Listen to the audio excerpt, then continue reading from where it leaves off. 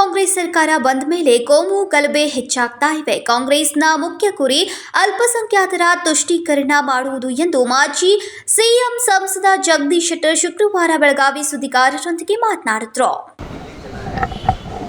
ಇದರಲ್ಲಿ ಒಂದು ರಾಜ್ಯದಲ್ಲಿ ಕಾಂಗ್ರೆಸ್ ಸರ್ಕಾರ ಬಂದ ಮೇಲೆ ಕೋಮು ಗಲಭೆ ಜಾಸ್ತಿ ಆಗ್ತಾ ಇದೆ ಮತ್ತು ಕಾಂಗ್ರೆಸ್ ಸರ್ಕಾರದ ಮುಖ್ಯವಾದಂಥ ಒಂದು ಗುರಿ ಅಂದರೆ ಅಲ್ಪಸಂಖ್ಯಾತರ ತುಷ್ಟೀಕರಣ.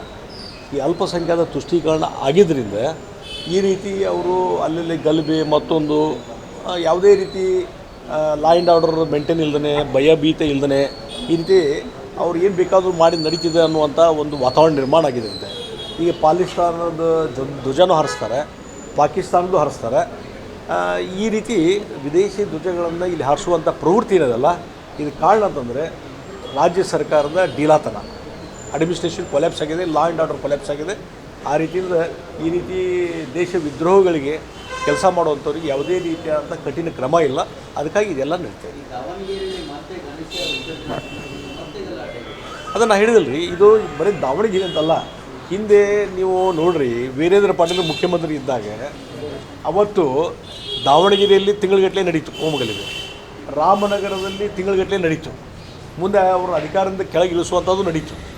ಬಟ್ ಕಾಂಗ್ರೆಸ್ ಸರ್ಕಾರ ಯಾವಾಗ ಬಂದಿದೆ ಅವಾಗೆಲ್ಲ ಈ ರೀತಿ ಕೋಮುಗಲಭೆ ಆಗಿದ್ದು ನಾವು ನೋಡ್ತಾ ಇದ್ದೀವಿ.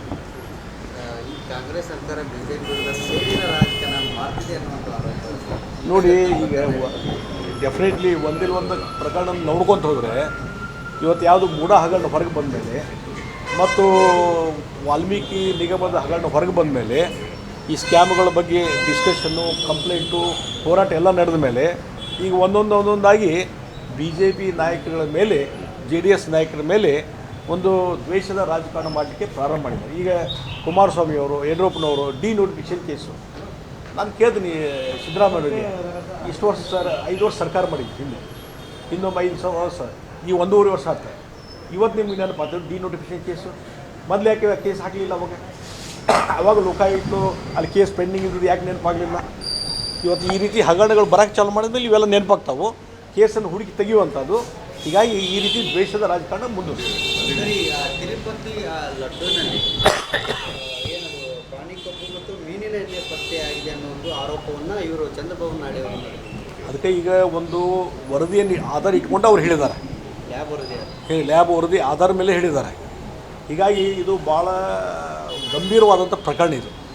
ಯಾರ ಭಕ್ತರ ಒಂದು ನಂಬಿಕೆಯನ್ನೇ ಹದಗೆಡಿಸುವಂಥದ್ದು, ನಂಬಿಕೆಯನ್ನೇ ಕಳ್ಕೊಳ್ಳುವಂಥ ಒಂದು ಪರಿಸ್ಥಿತಿ ನಿರ್ಮಾಣ ಆಗಿದೆ ಈ ರೀತಿ. ಯಾಕಂದರೆ ಜಗನ್ ರೆಡ್ಡಿ ಏನಿದಾರಲ್ಲ, ಜಗನ್ ರೆಡ್ಡಿ ಅವರು ಕ್ರಿಶ್ಚಿಯನ್ ಕನ್ವರ್ಟೆಡ್ಡು. ಹೀಗಾಗಿ ಅವ್ರಿಗೆ ಹಿಂದೂ ಧರ್ಮದ ಮೇಲೆ ಯಾವುದೇ ರೀತಿಯಾದಂಥ ನಂಬಿಕೆ, ವಿಶ್ವಾಸ ಯಾವುದೂ ಇಲ್ಲ.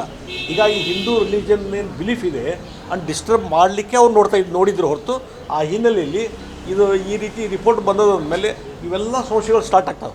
ಇದು ಕನ್ವರ್ಟೆಡ್ ಕ್ರಿಶ್ಚಿಯನ್ ಜಗನ್ ರೆಡ್ಡಿ. ಹೀಗಾಗಿ ಇವೆಲ್ಲ ಆಗ್ತದೆ. ಅದಕ್ಕಾಗಿ ಈ ರೀತಿ ಆಗಿದ್ದರೆ ಜಗನ್ ರೆಡ್ಡಿಯವ್ರಿಗಾಗಲಿ, ಅವತ್ತು ಮುಖ್ಯಮಂತ್ರಿ, ಅವತ್ತು ಯಾರು ಕಾಂಟ್ಯಾಕ್ಟ್ ತೊಗೊಂಡಿದ್ದಾರೆ ಮತ್ತು ಅವ್ರು ಯಾರು ಚೇರ್ಮನ್ ಇದ್ದರು ಎಲ್ಲರ ಮೇಲೆ ಕಾನೂನು ಕ್ರಮ ಆಗಬೇಕಂತ ಒತ್ತಾಯ ಮಾಡ್ತೀನಿ. ಇದು ಹಿಂದೂ ಭಾವನೆಗಳಿಗೆ ಧಕ್ಕೆ ತರುವಂಥ ಕೆಲಸ.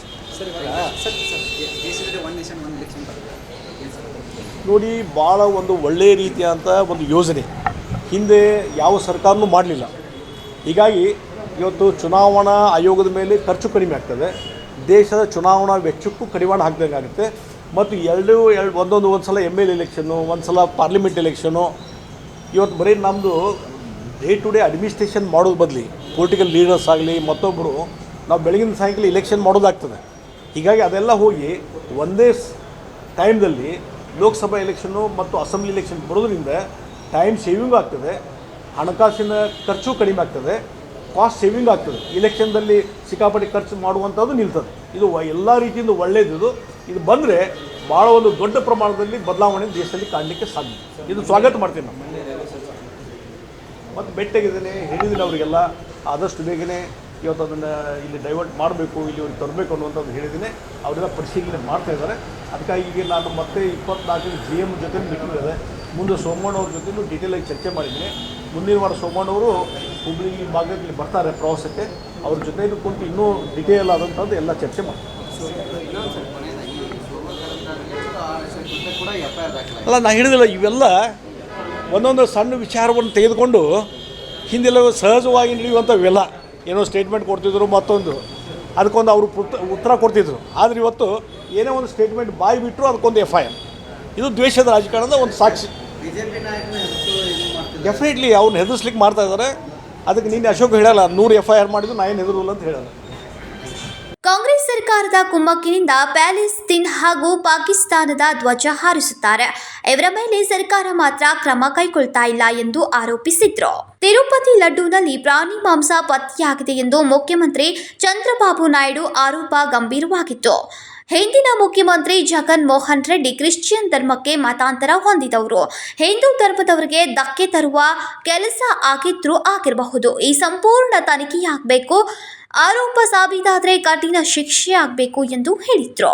ಸಂಕಲ್ಪ ಶಿಂದೆ, KMM ಕನ್ನಡ, ಬೆಳಗಾವಿ.